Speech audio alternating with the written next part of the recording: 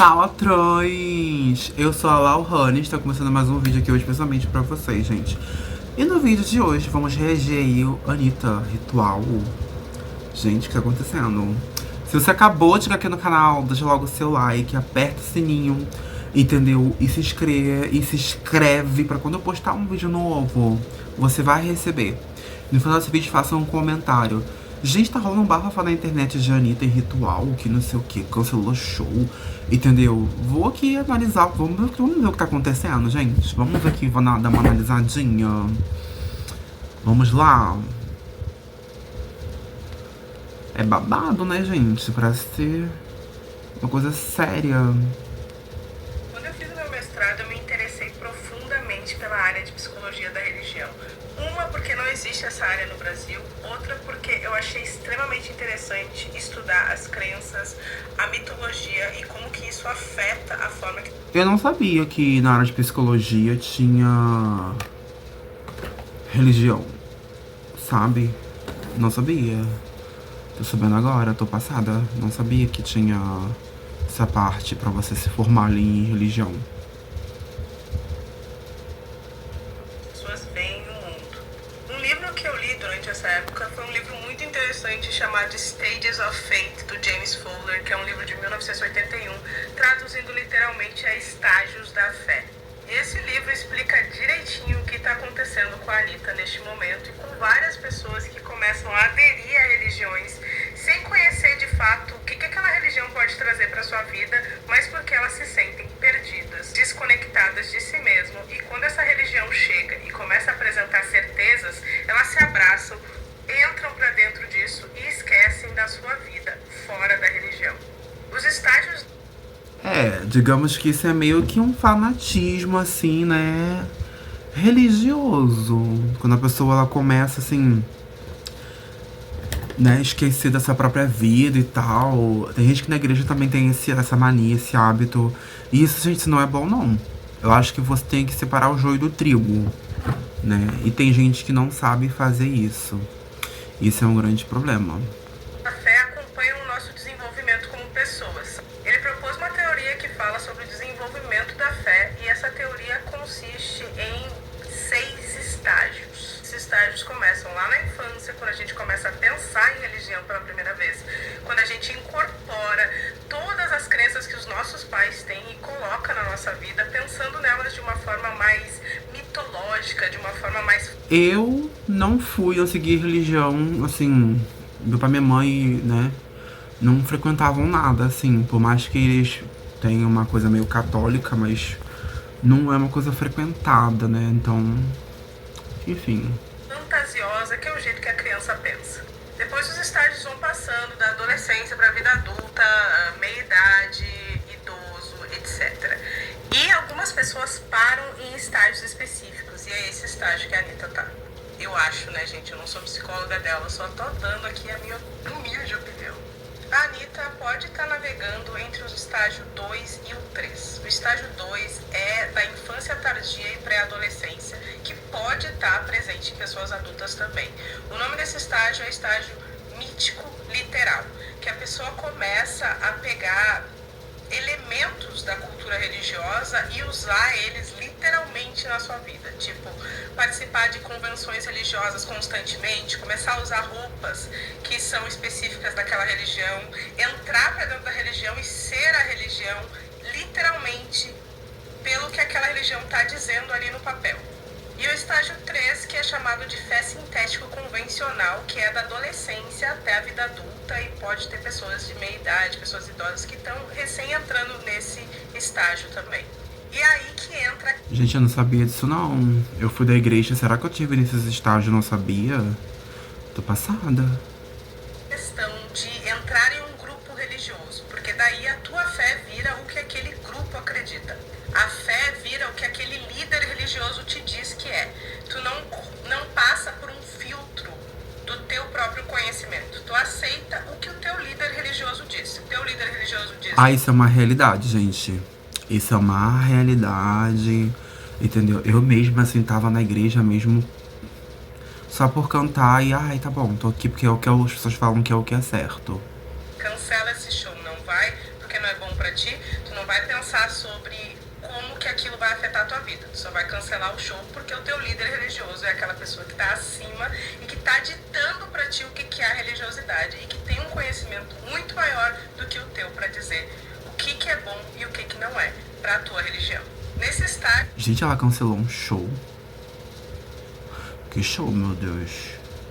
As crenças, elas são herdadas e elas nunca são questionadas profundamente. Se diz que, olha só, tu precisa comer maçã todos os dias para poder atingir um nível de nirvana absurdo. Tu vai comer maçã. Uma vez, eu lembro que na igreja evangélica, eu entrei com 10 anos de idade. Eu questionei, porque quando quando começaram a ensinar a Bíblia pra gente, eu tinha 10 anos, e estavam falando sobre o começo da Bíblia, Adão e Eva e tal. E aí na parte de Eva, gente, foi uma coisa muito, tipo assim, muito vaga. E eu, Aí assim veio Eva da costela de Adão, que não sei o que, pra ele ficar sozinho.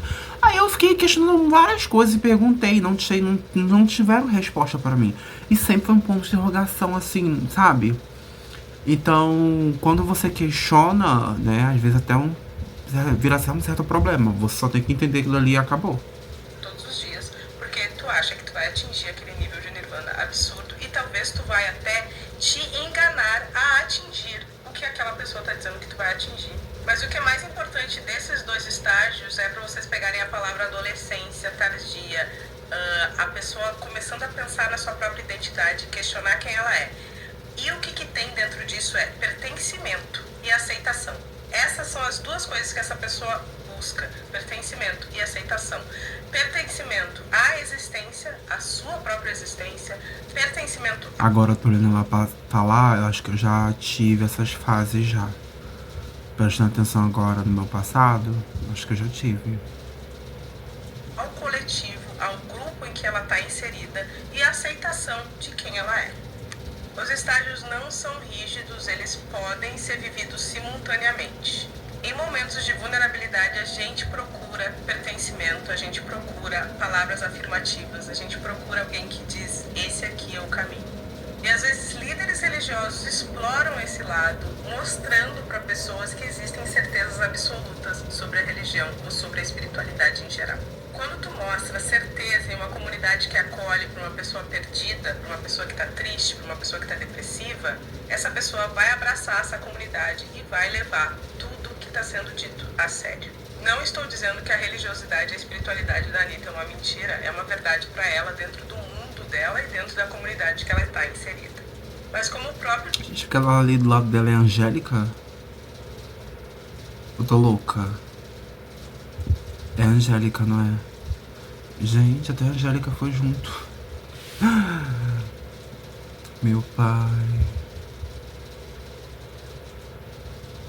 Miss Fuller fala, é interessante que a gente atravesse esses estágios de conhecimento da fé e consiga se olhar no espelho e ver que a espiritualidade é algo que existe dentro de ti e que só pode se relacionar com o mundo a partir do teu olhar e da tua própria experiência, sem ter outra pessoa te dizendo qual é o caminho certo a se seguir ou te ditando qual a religião certa, qual as normas, qual é a doutrina certa para se viver ou para entender a tua própria vida.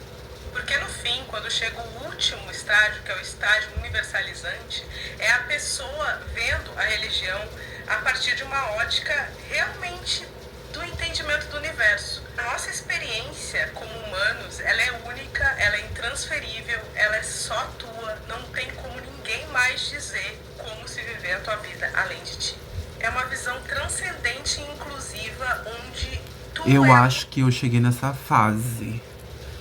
Essa última fase aí. Porque agora eu tô tipo assim, eu já tenho todo o conhecimento que eu precisava ter.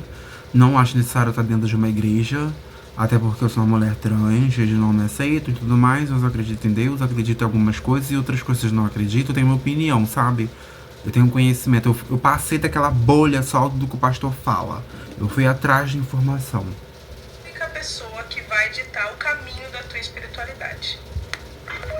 Passada.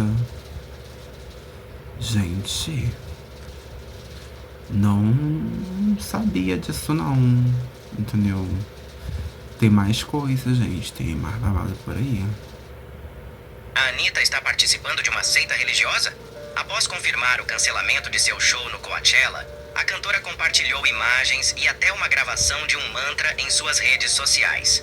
Isso gerou preocupações entre alguns de seus fãs, enquanto outros a criticaram, acusando-a de dar preferência à sua vida pessoal em um momento que sua carreira deveria ser prioridade. Mas Anitta não foi a primeira a supostamente se envolver com uma seita religiosa. O cantor Tim Maia aderiu à suposta seita Cultura Racional entre 1974 e 1975. A seita alienígena é uma doutrina filosófico-religiosa que mistura a Umbanda com a crença em discos voadores. Nesse período, o músico passou a usar só roupa branca, parou de consumir drogas e carne vermelha, além de lançar seu álbum mais elogiado pelos críticos. Seria essa só mais uma versão da Larissa Machado ou algo mais sério? Comente aqui sua opinião. Daqui a pouco o pessoal vai falar que é marketing. Que é pra chamar atenção, de novo álbum, de um novo clipe. Gente, será esse o fim da Anitta? Será que agora ela acaba com a carreira dela? Porque assim, é de algumas pessoas que se perdem, né? Será que agora ela bota tudo a perder, gente? Deus me livre, né? Porque o pessoal tá reclamando e preocupado, assim, com essa questão, a espiritualidade dela.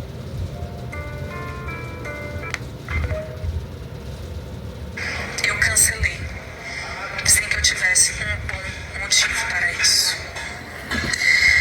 Então, em 14 anos, eu acho que eu cancelei um show, porque fui pro hospital e tava, tipo, não conseguia realmente andar e acordar, enfim.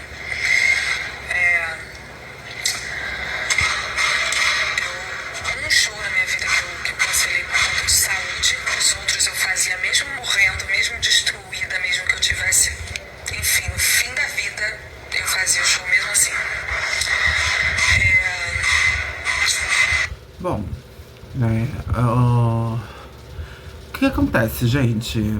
A Anitta, no começo da carreira dela, ela é o sonho dela ser cantora, né? Já vi entrevista ela falando sobre isso, inclusive no meio artístico, no meio musical, assim, eu também tenho um sonho de ser cantora, né? Popstar um dia, quem sabe, né? Tô começando já a fazer algumas coisinhas já pra mim, né? Futuramente, né?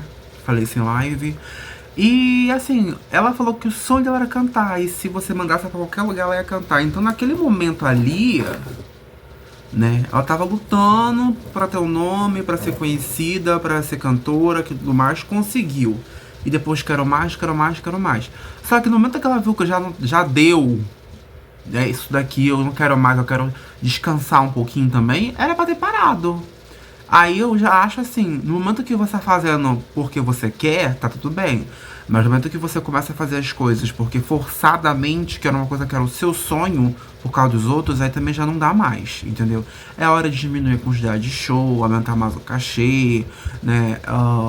Sei lá, sabe? Diminuir a frequência pra cuidar da saúde também, que não adianta se acabar por causa do que os outros querem, entendeu? E é isso. Agora também não adianta ficar reclamando.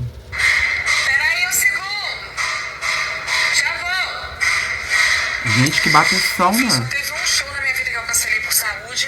Os outros eu fui doente mesmo, fui capengando, fui toda ferrada, mas fui a ponto de... Já fiz show onde saí do show, fui direto pro hospital. A ponto de morrer lá, coisa que nunca mais eu farei na minha vida. Enfim, então, eu achava que eu tinha o direito, acho, né? Continuo achando.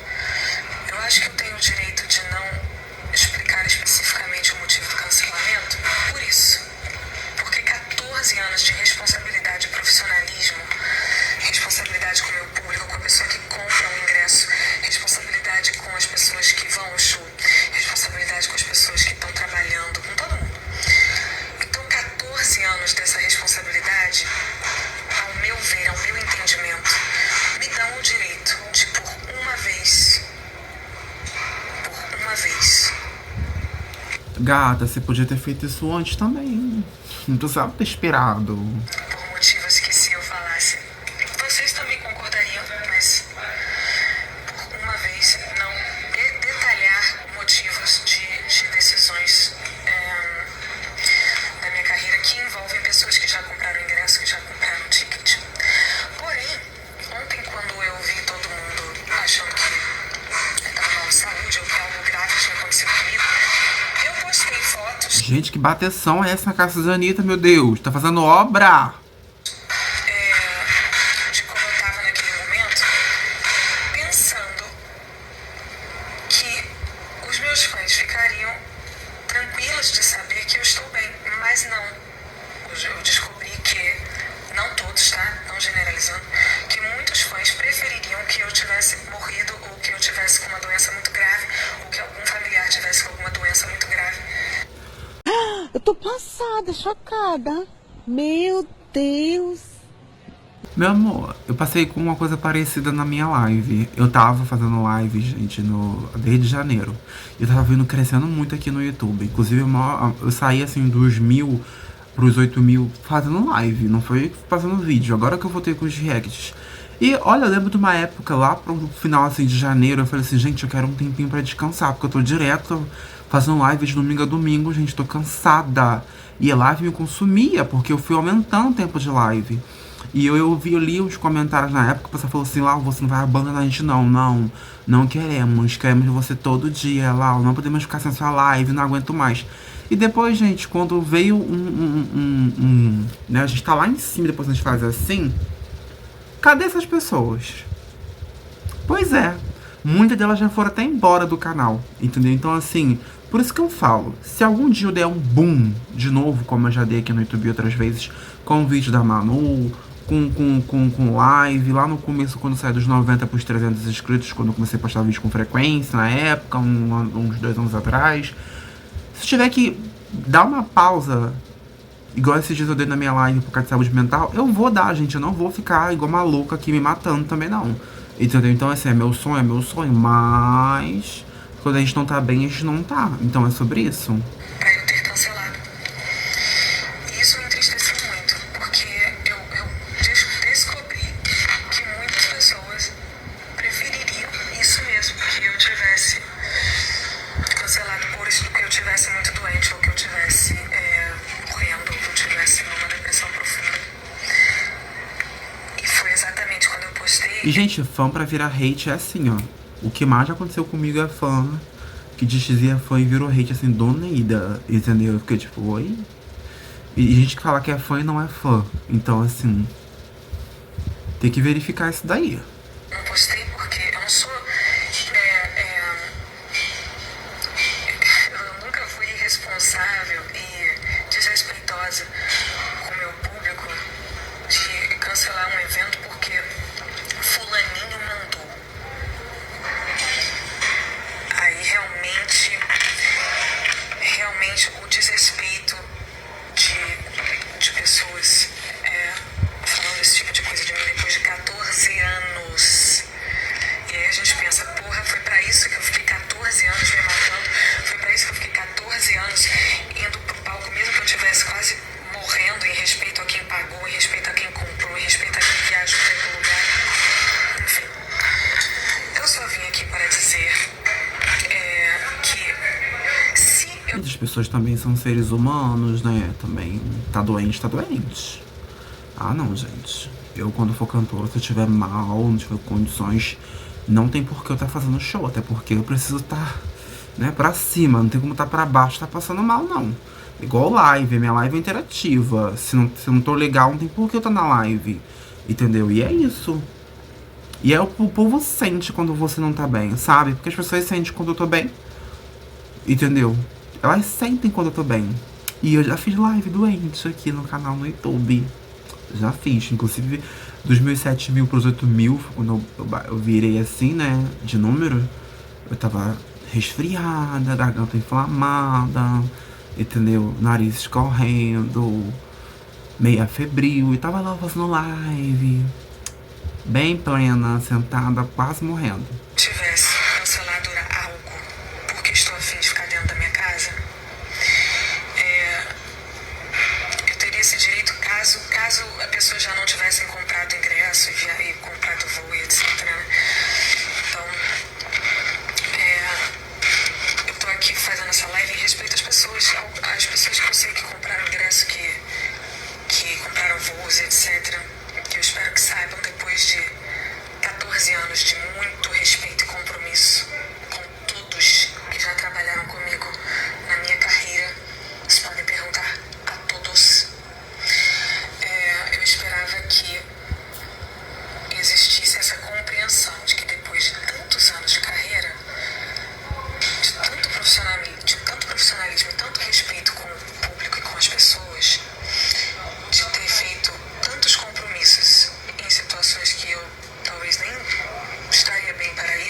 Gente, quem sai do Brasil pra ir no Coachella ver a Anitta? Nossa, a pessoa tem que ter dinheiro, hein? Eu teria o direito, ou eu teria credibilidade com os meus fãs de saberem que eu não cancelaria algo por um motivo que até eles próprios cancelariam se soubessem. E eu tenho o direito de também não poder compartilhar nesse momento. É esse o direito que eu tenho. Eu tenho o direito de não poder compartilhar nesse momento. Então é isso. Eu realmente achei que se eu postasse umas fotos mostrando que eu estava bem, os fãs ficariam felizes de saber que eu estava bem. Mas não. Preferi realmente que fosse por um motivo de saúde ou grave comigo. E ok. Também espero que quem comprou o ingresso, aí eu tô me direcionando a pessoas que compraram ingresso, que compraram jogo para isso, mas que terão vários outros shows lá para assistir também, que são bem legais. Espero que vocês saibam que eu, durante todos esses anos, mais de uma década de carreira, nunca fiz isso com o meu público. De cancelar um show por bobeira, ou porque fulaninho mandou, ou porque eu tô afim de ficar em casa. Essa nunca fui eu. Eu respeito minha ética e meu profissionalismo. Bom, eu acho que se eu sou ela, já aproveitava o engancho pra ir diminuindo a frequência de algumas coisinhas, né? Já que já estão botando pra... Vamos botar então com força, entendeu? Eles nunca mudaram em toda a minha vida, em toda a minha carreira, em toda a minha existência. Então, é isso. Sim, deixei de marcar vários compromissos por conta de querer ficar mais comigo mesma, querer ficar em casa tranquila. Sim, deixei de marcar. Cancelar é uma coisa que realmente eu só cancelo por questões mais sérias. Sobre o encontro de alguns fãs que a gente faria lá em Nova York, eram poucos fãs, mas eu tinha realmente uma consulta no médico. Falei para o menino que fala com o resto dos fã-clubes lá de Nova York. Realmente eu tinha uma consulta no médico que eu precisava ir, e não teria uma outra oportunidade naquele momento. Então foi por isso que eu não fui, mas já sabia que não era uma coisa de última hora que a gente tinha marcado, então eu sabia que não teria problema com os fãs que iam para esse compromisso. Então esse eu avisei pro menino para avisar aos fãs aí internamente, que foi por conta de uma consulta médica que eu tinha, mas tá tudo bem comigo. Ontem minha intenção com o post realmente foi equivocada, era de mostrar que eu tô com saúde. Quem ficou feliz de saber que eu tô com saúde, muito obrigada. Quem não ficou, aí se resolve consigo mesma, né? Porque aí realmente eu não tenho muito o que falar. Fiquei decepcionada, realmente, mas tudo bem. Quanto aos outros fãs, aos fãs que entendem e que me conhecem há tantos anos e sabem que eu faço as coisas só quando eu tenho um motivo muito bom para isso, agradeço a compreensão e o carinho. Tchau, eu vou sumir daqui porque essa energia... É isso. Um beijo da Anitta. Ai, gente. Complicado, né? Complicado toda essa situação. Babado. É sobre, né, gente? É isso, gente. O vídeo vai ficando por aqui. Me siga no Instagram, nas redes sociais. Um beijo, até o próximo vídeo. Tchau.